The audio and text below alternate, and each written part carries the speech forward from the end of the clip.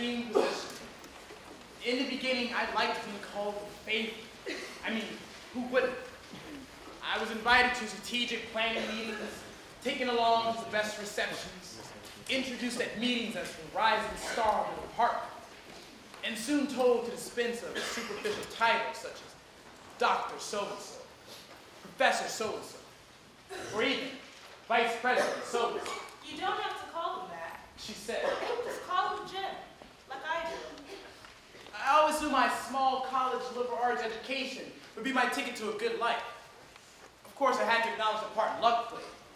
I graduated with a less than stellar GPA and had a few semi-floundering jobs, but I just needed time to find myself. And found myself I had. Right here, working at one of the most prestigious universities in the country, for a leader in her field. I can already see myself one day as director or vice president. I started working closer with the boss. She was smart, not bad to look at. Of course, she's a little older than I'm normally go for, but I mean, you can tell she worked to maintain her shape. I felt important. She would tell me things she didn't tell any of the other staff. It was like I was in some secret club. You know, for those of us headed to the top. One day, we were sitting in our office, discussing some strategic shit I really didn't even understand. She seemed pretty impressed with my suggestions, so I wrote with it. When we finished, Julie reminded me just how high I shine above the rest. You know, William, you have a real gift.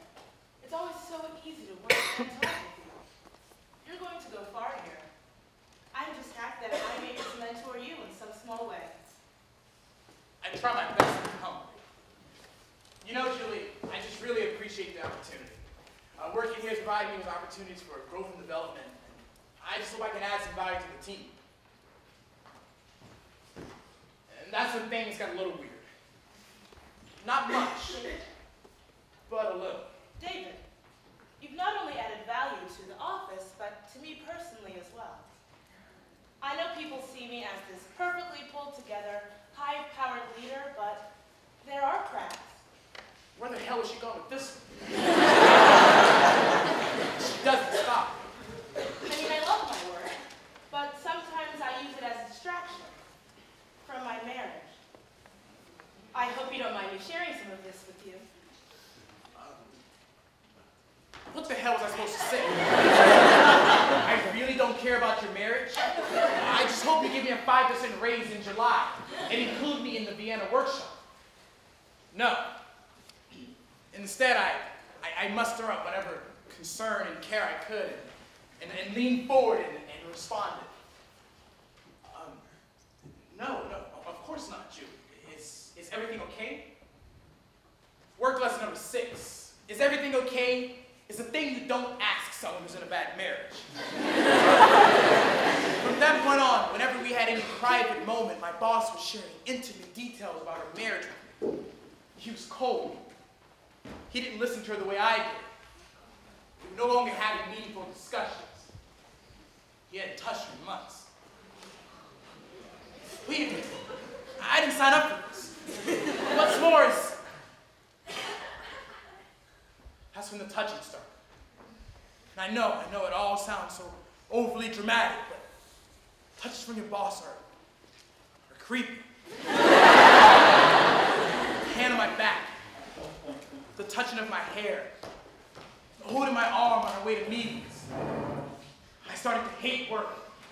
I found myself looking around at all the other worker bees who didn't have to work with the boss on a regular basis, and I envied them. I dreaded to call or email to meet up with her for a few minutes. And I got a knot in my gut because I knew what was happening.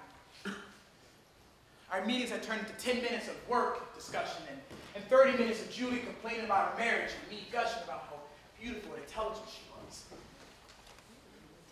In July, Julie conducted my performance evaluation.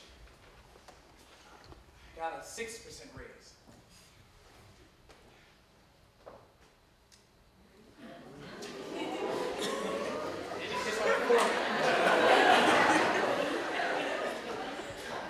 Julie also let me know just how happy she was to have me as a part of her life. nothing feels right anymore. How do I make it right? Reality sinks in. Good grief, I'm a man. How do I look anyone in the face and tell them I don't like my attractive female boss coming on to me? I'm being harassed. What'd you say, though, I asked? Have you checked your testosterone levels lately? You know they make a drug now for men like you.